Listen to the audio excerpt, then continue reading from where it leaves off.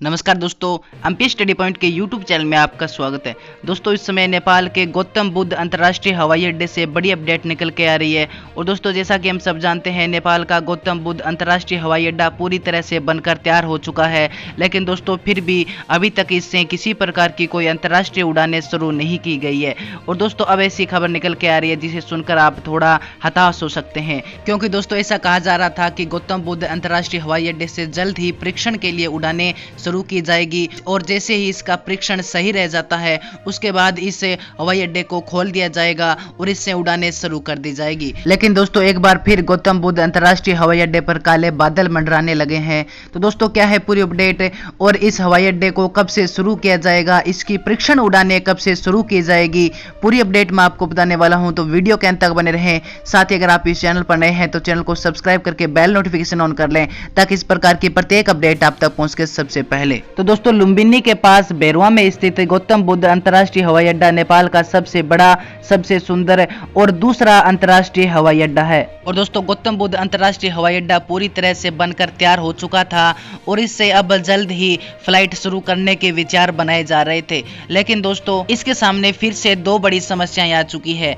दोस्तों पहली बड़ी समस्या तो आप जानते हैं कोरोना वायरस का प्रकोप, और दूसरी है दोस्तों अब नेपाल में मानसून प्रवेश कर चुका है।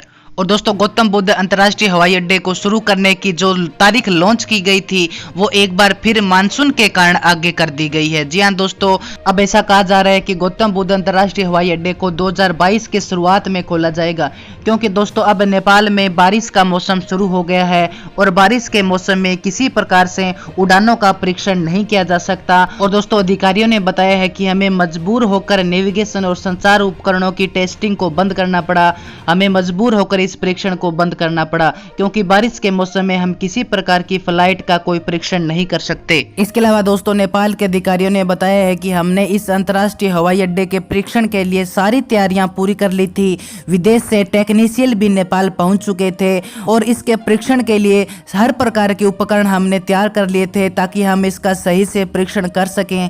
लेकिन जैसे ही नेपाल में बारिश का मौसम शुरू हुआ तो हमें मजबूरन इस काम को रोकना पड़ा और हम इसका परीक्षण नहीं कर सके। और दोस्तों अब सवाल ये उठता है कि आखिर कब इस अंतर्राष्ट्रीय हवाई अड्डे का परीक्षण किया जाएगा और कब इसे आम लोगों के लिए खोला जाएगा। तो दोस्तों मैं आपको बता दूं कि इस प्रोजेक्ट से जुड़े हुए इंजीनियर प्रवीण ल्यूपेन ने बताया है कि हमें अब बारिश रुकने का इंतजार करना होगा, और क्योंकि नेपाल में मानसून आमतौर पर मई के मध्य में से शुरू होता है और सितंबर के अंत तक चलता है। तो दोस्तों जैसे ही सितंबर में ये मानसून खत्म होगा, नेपाल में बारिश बंद होगी, उसके बाद उसका परीक्षण किया जाएगा। हर प्रकार का इसका परीक्षण किया जाएगा कि उड़ानें सही है या नहीं। उसके बाद जैसे ही इन फ्लाइटों की टेस्टिंग सही रहती है तो ऐसा कहा जा रहा है कि 2022 के शुरुआत में इस अंतर्राष्ट्रीय हवाई अड्डे को आम लोगों के लिए खोल दिया जाएगा और इससे अंतर्राष्ट्रीय उड़ानें शुरू कर दी जाएगी। तो दोस्तों यही थी आज की बड़ी अपडेट कि नेपाल के गौतम बुद्ध अंतर्राष्ट्रीय हवाई अड्डे की जो फ्लाइटों की टेस्टिंग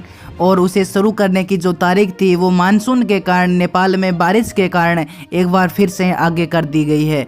तो दोस्तों आज की वीडियो में इतना ही। अगर ये वीडियो आपको पसंद आए तो अपने दोस्तों के पास शेयर जरूर करें और चैनल पर नए हैं तो चैनल को सब्सक्राइब कर बेल नोटिफिकेशन ऑन कर लें ताकि आने वाली प्रत्येक बड़ी अपडेट आप तक पहुँच के सबसे पहले।